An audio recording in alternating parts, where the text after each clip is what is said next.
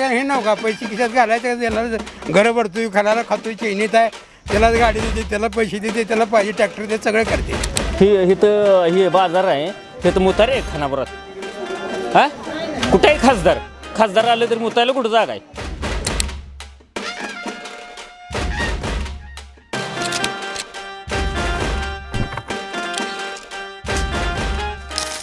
काँग्रेस बी नको आणि भाजप बी नको, काय करायचं येऊन, काय सुद्धा नको मला सांग. चंद्रहार पाटील का पाहिजेत? चंद्रहार पाटील पहिलवान आहे तो म्हणजे काकांना तर अजून म्हणतो ना, ते आमचं गाव बघितलं नाही कसला निवडणूक झाल्यापासून. विशाल पाटलाला मतदान करायचं आहे आणि इकडे खानापुरात येणे दोघांनी पण फिरायचं नाही. काय विषय डोक्यातून काढा. गेल्या काही दिवसांपासून सगळीकडे लोकसभेचं वातावरण तापलेलं दिसतंय. यातच आज आपण आलोय सांगली जिल्ह्यातील खानापूर तालुका असणाऱ्या खानापूर गावामध्ये. या खानापूरमध्ये आता लोक म्हणजे सामान्य मतदार नेमकं या सांगली जिल्ह्यातील लोकसभेच्या आखाड्यात असणाऱ्या उमेदवारांना कशा प्रकारे चेकमेट करतायत तेच पाहणार आहोत. चला तर मग आता आपण संवाद साधण्यासाठी येथील नागरिकांकडे जाऊयात. सध्या आपण आहे खानापूरमधील शिवशंभू मेन्सवेअरमध्ये. या ठिकाणी शॉपचे मालक आहेत, त्यांना विचारूया नेमका रणसंग्राम खानापूरमध्ये कसा आहे, काय सांगाल? लोकसभा निवडणूक लागली आहे. लोकसभा निवडणूक 2024ची लागलेली आहे, पण सध्या आमच्या खानापूर परिसरामध्ये तसं काय असं वातावरण तयार झालेलं नाही लोकसभेचं. माझी तुमच्या खासदारांनी काम केलं आहे का? मागच्या खासदारांनी असं दिसायसारखं उठावदार असं काही काम नाही. खासदाराचे जे काम असतात त्या पत्ती जर काय तसं दिसत नाही खानापूरमध्ये. तर आता 3 पाटील आखाड्यात आलेत, नेमकं कुठले पाटील हवे असे वाटतंय खानापूरकरांना? ते आता मी टोटल खानापूरचं मी कसं सांगू शकणार आहे दावा. तुमचं मत काय आहे? मी अजून 22 तारखेला डिक्लेअर करीन माझं मत. अजून उमेदवारी डिक्लेअर नाहीत, त्याच्यामुळं 22 तारखेला आपण आपला उमेदवार ठरवू. की लोकसभेची निवडणूक ही तर बेरोजगार त्याचबरोबर शेतकऱ्यांचं प्रश्न याच्यावरच झाली पाहिजे असं मला पण वाटतं. मी पण एक सुशिक्षित बेरोजगारच आहे आणि त्याच्यानंतर मी हा माझा बिझनेस चालू केलेला आहे. मला वाटतं की आपल्या देशामध्ये मोठ्या प्रमाणात बेरोजगारी आहे आणि ह्या बेरोजगारीची अनेक उदाहरणं आहेत. आता मागच्या 5-6 महिन्यामध्ये मराठा मोर्चे बघितले असतील आपण. हे कशामुळे होतात तर बेरोजगारीमुळेच हा उद्रेक होत असतो. आणि ह्या उद्रेकामुळं मला मी कन्नडचे औरंगाबाद कन्नडचे एक आमदार आहेत प्रशांत बब म्हणून. त्यांनी मोठ्या प्रमाणात सरकारी कर्मचाऱ्यांच्या संदर्भात एक मुद्दा मांडलेला होता की सरकारी कर्मचारी ह्याच्यामध्ये ज्या ठिकाणी नोकरीला असतात त्या ठिकाणी त्यांनी वास्तव्यात राहावं असा त्यांनी मुद्दा मांडला होता. पण त्यांचा मुद्दा रास्त होता, पण सरकारी कर्मचारी यांनी काय केलं त्याच्यावरती ते एकजूट असल्यामुळे त्यांचा मुद्दा बाजूला गेला. मला एक मुद्दा सांगायचा आहे की आत्ता कोणजी आपल्या सांगली मतदारसंघातून जे खासदार होतील, चंद्रहारदादा होऊ दे, संजय काका होऊ द्या किंवा विशालदादा होऊ द्या, तिघांनी कोणीही जरी खासदार झालं, एक प्रश्न बेरोजगारांच्या वतीनं मी मांडतो की बघा सरकारी कर्मचाऱ्यांच्यामध्ये दोघेजण नोकरीला असतात नवरा बायको. आता पाठीमागं जे आहे ते असू द्या, पण इथून पुढे आपल्या केंद्र सरकारने एक कायदा आणावा की एका कुटुंबामध्ये एकच सरकारी कर्मचारी असावा. जेणेकरून काय होईल, समजा दोघेजण जर भाऊ असतात तर त्या 2 भावामध्ये एक जण जॉबला असतो सरकारी कर्मचारी, तो सरकारीच कर्मचारी पत्नी म्हणून करतो लग्न तिच्याबरोबर. त्याच्यामुळं काय होतं तेच कुटुंब फक्त सुधारतं आणि तो एकदा जॉबला लागला की पाठीमागं त्याचा जो दुसरा भाव असतो त्याच्याकडे तो लक्ष देत नाही.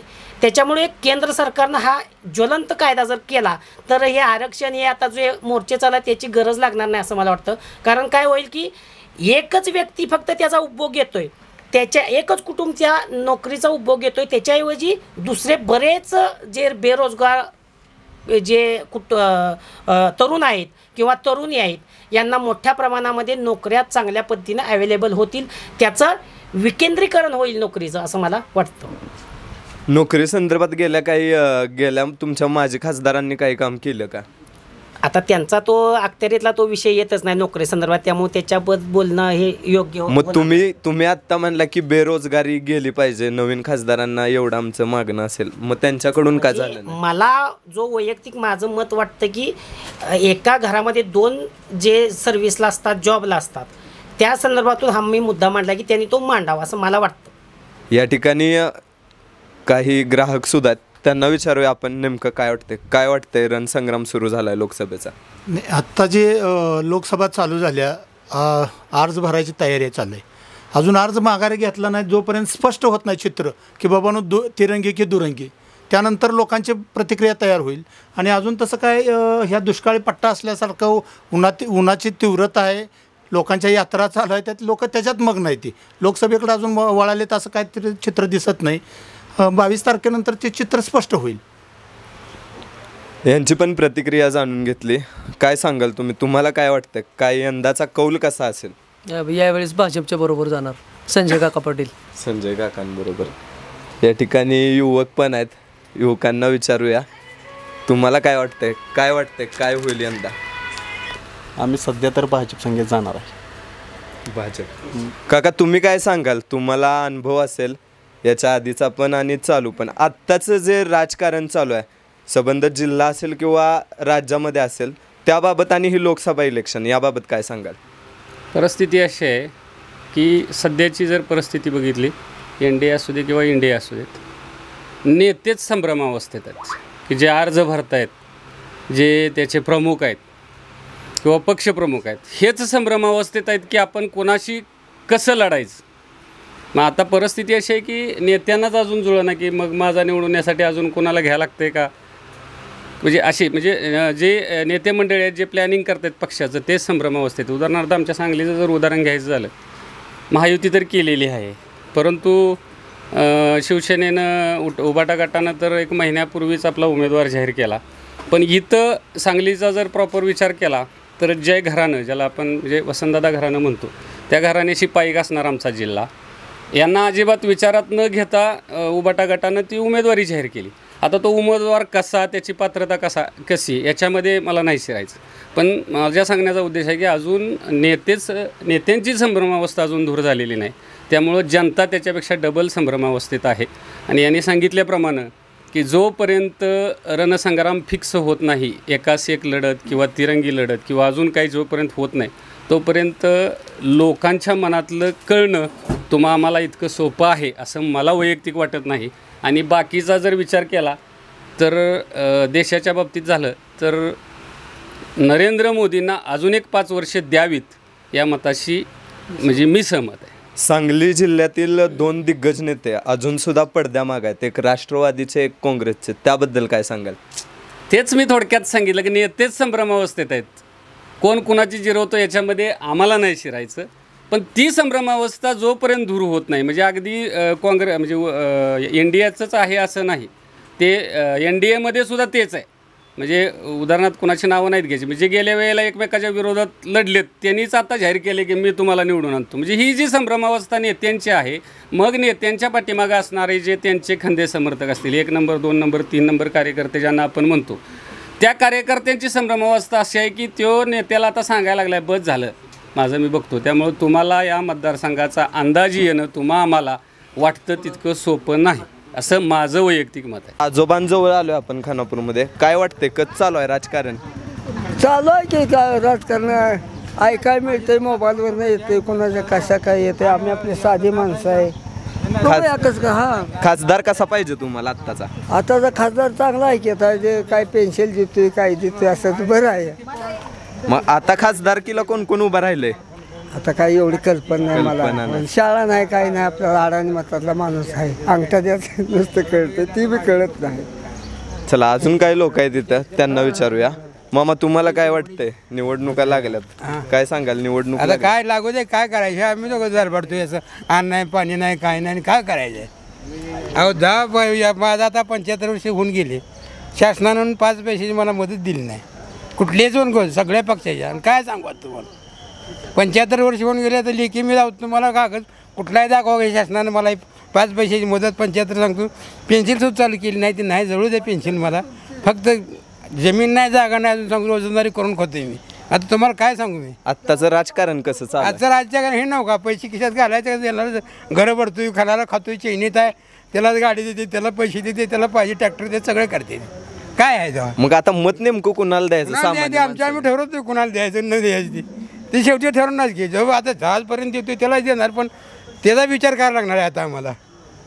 आधी कोण होतं खासदार आपल्या सांगा? आमचे हे बाबर होते खासदार खासदार हे आपले संजय काका.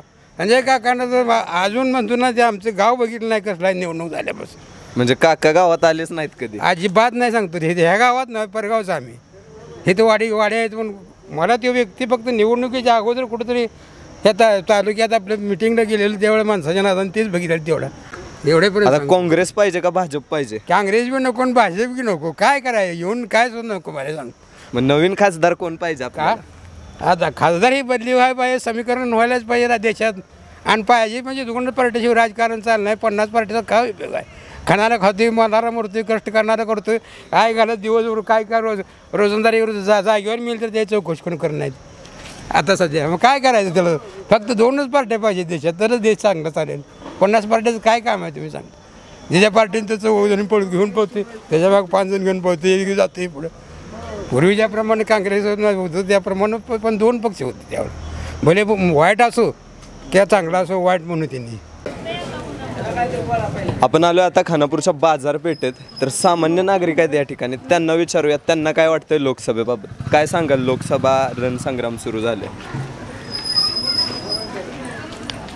विशालदादा यायला पाहिजे, विशालदादा पाटील. विशालदादा पाटील यायला पाहिजेत. मागच्या खासदारांनी विकास केला का नाही? कुठं 10 वर्षामध्ये आटपाडी तालुक्याकडे तर फिरकलेच नाहीत ते चालू खासदार संजय काका. फिरकलेच नाही. 3 पाटलांमध्ये लढत चालू आहे. विकास पाटलांना, विशालदादांना तुम्ही मतदान करायचं म्हणताय. नेमका कुठला अजेंडावर तुम्ही मतदान करणार आहे? कशाचा विकास होणं आता गरजेचं आहे?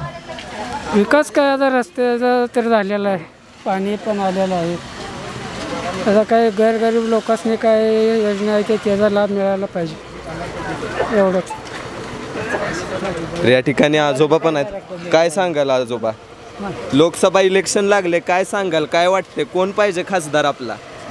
खासदार वे हा? कुठला तरी एकच येतो बाळा. तुम्हाला कोण पाहिजे? 50 उभा राहिलं तरी एकच येतो. एक त्यांनी 1946 जन्मतारीख आहे. भारत देश स्वतंत्र व्हायच्या अगोदरचा मी. तुम्हाला कोण पाहिजे खासदार? कोण माझा आवडेल त्याला मी मतदान करणार. आणि त्यात आणखीन पैसे देईल त्याला. भाजप पाहिजे? पैसे एकाच घेणार, मतदान दुसऱ्याला देणार. भाजप पाहिजे का काँग्रेस पाहिजे? कसलं नाही, मी म्हटलेलं तुला ऐकायला ना. या ठिकाणी युवक वर्ग पण आहे, त्यांना विचारूया. तुम्ही काय सांगाल दादा? चंद्रहार पाटील. चंद्रहार पाटील. काँग्रेस, भाजप आणि शिवसेना यात तुम्ही चंद्रहार पाटील का? कुठल्याही पक्षाचा विषय नाही, पण बदल पाहिजे. एकालाच घरात प्रत्येकालाच एकालाच सारखं प्रमुख स्थान दिलं तर मग बाकीचे पण नाराज होतात ना. चला अजून युवक मित्र आहेत, काका आहेत. काका काय सांगाल तुम्ही? काय वाटतं इलेक्शन लागले? जे झळाळी कार्यकर्ते आहेत, जे जिल्ह्याचा विकास करतील त्याला आपण मतदान करायचं. भाजप पाहिजे का काँग्रेस पाहिजे? हा, भाजप आलं पाहिजे की काँग्रेस? काँग्रेस आलं पाहिजे. काँग्रेस आलं पाहिजे. काँग्रेस हे सर समाजाला घेऊन चालणारा पक्ष आहे. काय वाटतंय रणसंग्राम लागला आता लोकसभेचा, काय सांगाल? काय वाटतंय तुम्हाला लोकसभा इलेक्शन कसं झालं पाहिजे? आता लोकसभेला तसं मुळात काँग्रेसचं चिन्ह पाहिजे होतं, ते दुर्दैवानं भेटलं नाही. पण तरी पण विशाल पाटील आता मैदानात उतरले, त्यांची जरा थोडीशी हवा आहे आत्ता सध्या, तर त्यांचे वातावरण चांगलं आहे. तुम्ही म्हणला काँग्रेसचं चिन्ह पाहिजे होतं, नेमकं कशासाठी काँग्रेसचं चिन्ह पाहिजे? भाजपनं खूप देश मागं नेलेला आहे आणि आमच्यासारख्या व्यावसायिकाला खूप अडचणी यायला लागलेल्या आहेत. या भाजप सरकारमुळं लोक फार हैराण झाले आहेत. शेतकरी वर्ग हैराण झाला आहे. शेतकरी जगला तर आम्ही व्यापारी वर्ग जगणार आहे, पण यांनी शेतकऱ्यावर दुर्लक्ष केल्यामुळं सगळी अडचण आलेली आहे. त्यामुळं भाजप आत्ता हटाव देश बचाव ही महत्त्वाची भूमिका आहे. तुम्हाला नेमका आता विकास तुम्ही म्हणताय भाजपनं केला नाही, बरोबर. आता काँग्रेसकडनं तुमच्या काय अपेक्षा आहेत, किंवा तुमच्या नवीन उमेदवार तुम्ही खासदार आहेत म्हणताय, नवीन उमेदवाराला मत द्यायचं म्हणताय, त्यांच्याकडून काय अपेक्षा आहेत? कशा प्रकारे विकास झाला पाहिजे? कसं आहे, मुळात अजून विशालदादाला तसा चान्स मिळालेला नाही, पण ते 100% त्यांच्या आजोबाप्रमाणे काम करतील. वसंतदादाप्रमाणे ते 100% जिल्ह्याचा विकास करू शकतात हे मी सांगू शकतो. अजून आपण बरेच प्रतिसाद पाहणार आहोत, तर चला पुढील आता आपण प्रतिसाद पाहूया. मामा कशी दिली कलिंगड? कलिंगड कशी दिली? कलिंगड 30-40-50. 30-40-50. लोकसभेचं निवडणूक लागली, काय सांगाल? आम्ही काँग्रेसचं करणार म्हणतात. काँग्रेसला इथं उमेदवारीच नाही दिली. मग हे आहे बा उद्धव ठाकरेचा गटात. उद्धव ठाकरे गटात हां. उमेदवार कोण आहेत उद्धव ठाकरे गटाचे? पैलवान. आणि विशालदादा पाटील जर अपक्ष राहिले तर काँग्रेस पाहिजे का भाजप पाहिजे? आता काँग्रेस पाहिजे. भाजप का नको आहे नेमकं? भाजपनं खाजगी कंपन्या ज्या होत्या ती सगळ्या बंद केल्या. आज पॅन कार्ड क्लब लिमिटेड म्हणून कंपनी होती, त्याच्यामध्ये जवळजवळ 4 लाख लोक काम करत होती. ती सगळी बेरोजगार आणि लोकांचे पैसे जवळजवळ 7,000 कोटी रुपये जागेवर स्टॉप झाले. गेल्या खासदारांकडून विकास झालाय का तुमचा? नाही. उलटी महागाई डबल टेबल वाढली. घ्या 400 रुपये होतं ते 1100 रुपये झालं. खासदारांकडून काय विकास अपेक्षित आहे? खासदार येतच नाही तर आता भावी होणाऱ्या खासदारांकडून एक सामान्य नागरिक म्हणून तुम्ही काय आमचा प्रश्न तरी समजून घेतलं पाहिजे. प्रश्न समजून घेतलं पाहिजे. मामांचं मत आहे, प्रश्न समजून घेतले पाहिजेत. अजून युवा वर्ग आहे, युवा वर्गाशी सुद्धा बोलणार आहे. अजून एक मामा या ठिकाणी आहेत. मामा काय वाटतंय लोकसभा निवडणुकीबद्दल? काय सांगाल, काय वाटतंय? काय कसं आता काय सांगावं, काय खरं नाही. काय खरं नाही. कसं चालू आहे सध्याचं राजकारण? कसं चालू आहे राजकारणाचं? काय आहे चौकडच तापलेलं आहे दिसते. खासदार कोण पाहिजे? खासदार कोण? काय नक्की सांगावं, नक्की सांगायला येत नाही. आणि काँग्रेस पाहिजे का भाजप पाहिजे सध्या? नाही आता सध्या काँग्रेसचीच गरज आहे. भाजपनं पण सांगली लोकसभेला तर वाटतं काँग्रेसला जागाच मिळाली नाही आहे. मिळेल नाही का बरं? मिळायचीच ना. काँग्रेसला जागा मिळाली नाही वाटतं. मग आता मतदान कुणाला करणार? काय द्या विशाल पाटलाला. काय असेल शिवसेनेचा विशाल पाटलाला मतदान करायचं आहे आणि इकडे खानापुरात यांनी दोघांनी पण फिरायचं नाही. काय विषय डोक्यातून काढा. विशाल पाटलांना मतदान करायचं आहे 100%. त्यात काय कुठल्या कारणासाठी विशाल पाटलांना करणार? अहो बालिकेला तेव्हा मुख्यमंत्री जर ह्यांना काय आता बोलून काय फायदा नाही ह्यांना दुसऱ्यांना. ती काय राजकारण कसं चालू आहे सध्याचं? हो का खानापुरात तर विशाल पाटलाला जास्त मतदान होणार. काय हे मनसेच तालुका अध्यक्ष आहेत, उपाध्यक्ष माजी तालुका अध्यक्ष त्यांना बोला. आणि काय सांगाल तुम्ही अजून एकंदरीत काय वाटते? मागच्या वेळी विकास झाला का? कशाचा झाला? काय आहे इथं? इथं हे बाजार आहे, हे तर मुतारे आहे खानापुरात. हा कुठेही खासदार आलं तर मुतायला कुठं जागा आहे? आत्ताच्या होणाऱ्या नवीन खासदारांकडून काय अपेक्षा असतील? आता त्यांनी विकास करायचा आहे. दादा करायला पहिल्यापासून विकास केलेला आहे. काय आता ती काळ वेगळा होता, आताचा काळ वेगळा आहे. आता निधी तर येतोय, पहिला कमी येत होता. तुम्ही म्हणला की मनसे सैनिक आहे तुम्ही. राज ठाकरेंनी तर महायुतीला पाठिंबा दिला. देऊ द्या ना, त्यांचा प्रश्न ते आमचा ना. साहेबांचा आदेश तुम्ही म्हणजे पाळणार की नाही पाळणार? नाही पाहणार. त्या ठिकाणी मनसेच्या काय मुलाखती प्रक्रिया आपण पाहिलात. तालुका अध्यक्ष पण बोलणार आहेत. काय सांगाल तालुका अध्यक्ष, काय वाटते? काय सांगाल, काय वाटते? काय नाही, आम्ही जे करणार आहे आम्हाला जे योग्य दिसेल तेच आम्ही त्यांना मतदान करणार आहे. भाजप पाहिजे का काँग्रेस पाहिजे? ऐकून घ्या, भाजप आणि काँग्रेस आज 2 फळी आहेत. बरोबर. आम्ही जे काम केलं आहे आम्ही लोकांसाठी काम केलेलं आहे, जनतेसाठी काम केलेलं आहे, जनतेच्या हितासाठी काम केलेलं आहे. म्हणून आम्हाला जो सांगली लोकसभेचं पाहायला गेलं तर तिरंगी लढत लागणार आहे असं चाललंय सध्या. असू दे ना, असू दे. जो चांगलं काम करेल त्याला मतदान करणारच लोक. म्हणजे नेमकं कुणाला? विशाल पाटला करतील. विशाल पाटलांना. नाही तर मग गेल्या खासदारांनी काम केलं? काहीच काम केलं नाही. तर आम्हाला तिथून आम्ही स्वतः गेलो त्या टायमाला, तेव्हा मनसेची युती नव्हती. आता युती केली आहे मनसेनी. म्हणजे आता कसं राजसाहेबांनी आता युती केलाय म्हणल्यावर तुम्ही राजसाहेबांचे कार्यकर्ते काय करणार? नाही ना, आम्हाला इंटरेस्टच नाही त्यात. म्हणजे राजसाहेबांच्या आदेशाचं पालन नाही नाही ना, आम्ही करणार नाही. आम्ही आता वंचितमध्ये जाऊ शकतो आम्ही. वंचित मध्ये जाणार. मनसैनिकांच्या देखील या लोकसभेच्या निमित्तानं भावना आपल्याला समजल्यात. चला अजून काय आहेत आपल्याकडं या ठिकाणी लोक, त्यांच्या सुद्धा आपण काय प्रतिक्रिया जाणून घेऊयात. या ठिकाणी आपल्यासोबत आता खानापूर गावचे युवा नेते आहेत. युवा नेत्यांचं नेमकं लोकसभेसंदर्भात काय मत आहे ते जाणून घेऊया. नमस्कार. नमस्कार. काय सांगाल लोकसभा निवडणुकीबाबत? लोकसभेला मोदींच्या विरोधात वातावरण आहे.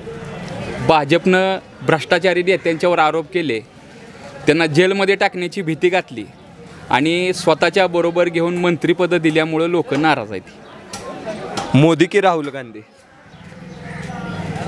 मी घराणेशाहीच्या विरोधातला माणूस आहे आणि मोदीजींच्या हुकुमशाहीच्या विरोधातला माणूस आहे. तरीसुद्धा जनतेमध्ये अशी लाट आहे की आता मोदी नको आहे, म्हणून आम्ही आता जनतेबरोबर आहे. संजय राऊत पाहिजेत का उद्धव ठाकरे? आम्हाला दोन्ही बी नको आहेत. दोन्ही पण नको आहे. आणि खानापूर आटपाडी मतदारसंघात बघितलं, वैभव पाटील पाहिजेत का सुहास बाबर पाहिजेत? तुम्हाला मागाशी सांगितलं का नाही, आम्हाला वैभव पाटील बी नको आहे ते आणि सुहास बाबर बी नको आहे ते. मग विकास देसाई चालतील का? ते आता लोकांनी ठरवायचं आहे. पण तुम्हाला एक गोष्ट सांगतो, काल भाजपची तुम्ही सांगलीतली सभा बघितली का? जे नेते उद्या विधानसभेला एकमेकांच्या विरोधात उभा राहणार आहेत ते नेते म्हणायला लागले तर आम्ही एक दिलानं काम करू, एक दिलानं काम करू. हे सगळे नेते फडणवीसांना घाबरतात. एवढे फडणवीसांची यांच्यावर एवढी दहशत आहे की फडणवीसांना सगळे सांगायला लागले, जनतेला सांगत नाहीत ते, फडणवीसांना सांगतात की आम्ही बघा कसं आता काकांचं काम पळून करणार आहे आणि आमच्या डोक्यावर तुमचा आशीर्वाद असावा. एक चढाओढ त्या ठिकाणी सभेत चालू होती आणि हे सगळे नेते उद्या विधानसभेला एकमेकांच्या विरोधात उभा राहतील आणि आज भाजपच्या स्टेजवर एकत्र येतील. मग या नेत्यांचं काय चालू आहे हे आता जनतेनं ठरवावं किंवा जनतेनं विचार करावा. मग यावरनं तुम्ही आत्ता कालच्या सभेचं उदाहरण दिलं, यावरनं एकंदरीत राजकारण कसं चालू आहे, सध्याचं वलय कसं चालू आहे? लोक राजकारणावर खरंच नाराज आहेत. मुळात भाजपनं राजकारण या देशात जिवंत ठेवलं आहे का नाही हे कोणास ठाऊक. या देशात अघोषित हुकुमशाही आलेली आहे. लोकांच्या मनावर भीती आणि दडपण आहे आणि लोक मतदानाची वाट बघायला लागलेत. ह्या खानापूर, आता हे खानापूर दिसते का? उठा दाखवतो. हा कट्टा दिसतोय का तुम्हाला? या कट्ट्यावर विलासराव देशमुख तिकिटाची वाट बघत बसत होते. या खानापूरनं जिल्ह्याचं नेतृत्व केलेलं आहे. आदरणीय कैलासवासी संपतराव नाना माने या खानापूरमधून जिल्ह्यातल्या आमदारांची तिकीट वाटत होते. एवढं मोठं हे खानापूर असताना सुद्धा या खानापूरचं शिवाजी विद्यापीठाचं उपकेंद्र बस्तवडाला नेण्याचं काम आदरणीय खासदारांनी केलेलं आहे. खासदार हे जिल्ह्याचे खासदार असतात, परंतु या खानापूरवर त्यांनी अन्याय केलेला आहे, ही माझी ठाम भूमिका आहे. मग मागच्या वर्षी म्हणजे मागच्या त्यांच्या कालावधीत त्यांनी विकास कामं केली का? भाजपच्या माध्यमातून स्वतःचं राजकीय नेटवर्क त्यांनी उभा केलेलं आहे. मोदीजींच्या ब्रँडवर ते निवडून येतात, 5-5 वर्ष खासदारक्या भोगतात, मात्र जनतेच्या कुठल्याही विकासाच्या दृष्टीनं कुठलेही निर्णय ते घेत नाहीत. हे आता आम्हाला सातत्यानं 10 वर्षामध्ये दिसून आलेलं आहे. त्यामुळे या सांगली जिल्ह्यामध्ये किंबहुना खानापूरमध्ये खासदारांच्या विरोधात आणि मोदीजींच्या विरोधात रोष 100% आहे. 100% रोष आहे. मग आता तुम्ही रोष आहे म्हणताय, मग आता नवीन उमेदवार म्हणजे तिरंगी लढत होणार आहे असं कळतंय. एक पैलवान चंद्रहार पाटील, दुसरे विशालदादा पाटील आणि संजय काका पाटील. ह्या तिघात नेमकं सामान्य जनतेला म्हणजे तुम्हाला कोण पाहिजे? मी आता परवा सांगलीच्या विशाल पाटील यांच्या सभेला गेलेलो. त्या सभेला प्रचंड लोकांचा उत्स्फूर्त प्रतिसाद होता. हा प्रतिसाद भाजपच्या विरोधातला प्रतिसाद आहे. लोक स्वतःचा कुठेतरी राग व्यक्त करायला लागलेले आहेत आणि त्या सांगलीच्या सभेच्या ठिकाणी लोकांनी स्वतःचा राग व्यक्त केलेला आहे.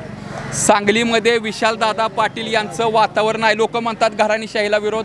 हो, घराणेशाहीसुद्धा नको आहे, परंतु वसंतदादांची पुण्याई या जिल्ह्यातनं अजून संपलेली नाही, लक्षात घ्या. तरुण वर्गासाठी भाजपनं त्यांच्या पॉम्पलेटवर मागच्या लोकसभेला लिहिलं होतं की 2 लाख नोकऱ्या देणार, यावेळी 1 लाखांना आकडा वाढलाय, त्याबद्दल काय सांगाल? मागच्या वेळी त्यांनी 2 कोटी रोजगार देणार असं सांगितलं होतं. तुम्ही या खानापूर आटपाडी तालुक्यात बघा, या दुकानदारीमुळे ह्या भागाला जरा तारलंय, नाहीतर या भागाची अत्यंत वाईट अवस्था झाली असती. लक्षात घ्या, गलाई बांधवांच्यामुळं किंवा दुकानदारीमुळे या भागाला तारलेला आहे. भाजपावर रोष असल्या कारणास्तव आहे का नाही, या युवक नेत्यानं चांगलाच अभ्यास केला आहे. आपण मुद्दामून त्यांना 2 लाख म्हणलं, पण त्यांनी 2 कोटी उत्तर दिलं. मग आता तुम्ही काय सांगाल, नेमका अजेंडा, तुमचा अजेंडा काय असणार आहे या लोकसभेसाठी? या लोकसभेला आमचा स्पष्ट अजेंडा आहे की भाजपचा त्रास लोकांना वाढलेला आहे. व्यापाऱ्यांच्या धार्जिनं धोरण घेतलं जातंय, लोकांना भुलवाभुलवीच्या थापा दिल्या जातात, लोकांच्या मुंड्या पिरगाळणारं धोरण स्वीकारलं जातंय. आज या खानापूरमध्ये जावा किंवा भारत देशात कुठेही जावा, महागाईनं लोक होरपळायला लागलेली आहेत. आणि याला सर्वस्वी जबाबदार मोदीजी आहेत. कारण 2014ला त्यांनी आजचे दिनाचं स्वप्न दाखवलेलं होतं. ते आजचे दिन न आणता लोकांच्या मुंड्या पिरगाळणारा त्यांनी देश निर्माण केलेला आहे. या व्यवस्थेच्या विरोधात आम्ही 100% आहे. का विरोधात आहे? कारण आमच्यावर बळजबरी चालू आहे महागाईच्या माध्यमातून.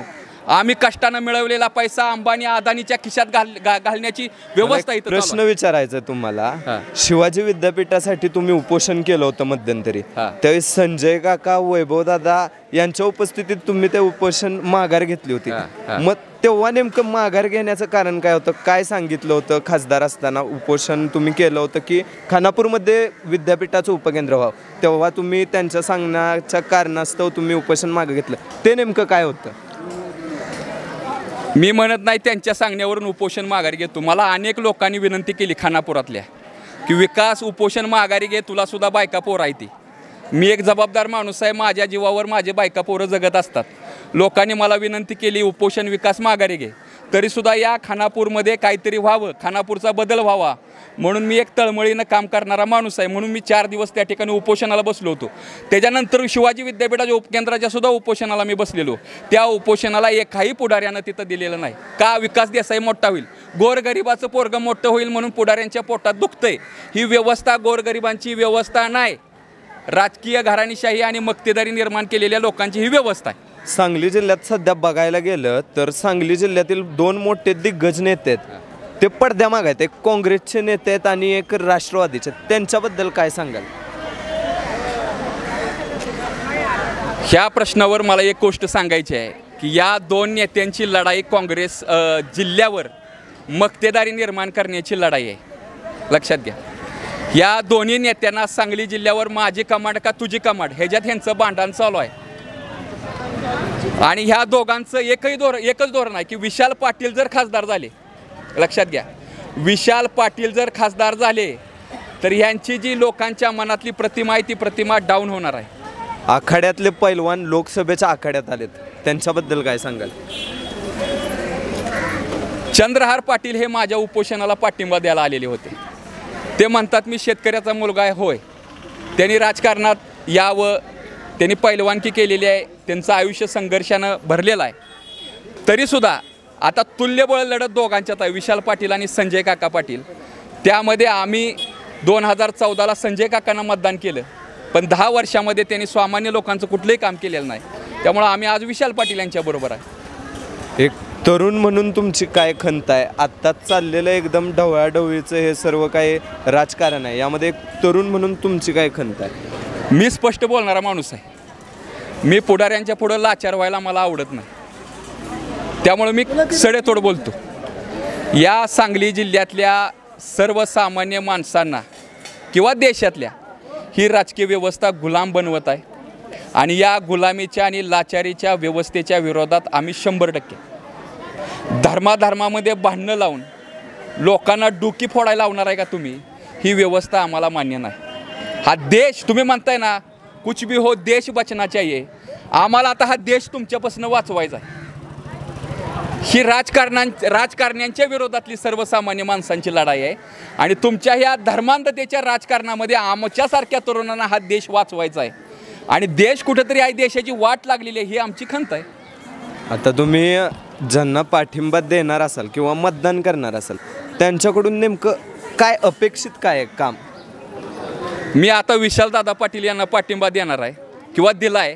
त्यांच्या सभेला मी केलं होतं, त्या ठिकाणी मी भाषणसुद्धा केलेलं आहे. शिवाजी विद्यापीठाचं उपकेंद्र खानापूरमध्ये झालं पाहिजे. अप्पर तहसीलदार कार्यालय खानापूरमध्ये झालं पाहिजे. का? कारण आदरणीय संपतराव नाना माने यांनी वसंतदादांचे समर्थक म्हणून 40 वर्षे राजकारण केलेलं आहे. आणि खानापुरातल्या किंवा या बारावाड्यातल्या लोकांची भावना आहे, खानापुरात काय आहे, खानापुरात काय केलं, खानापुरात काय आहे.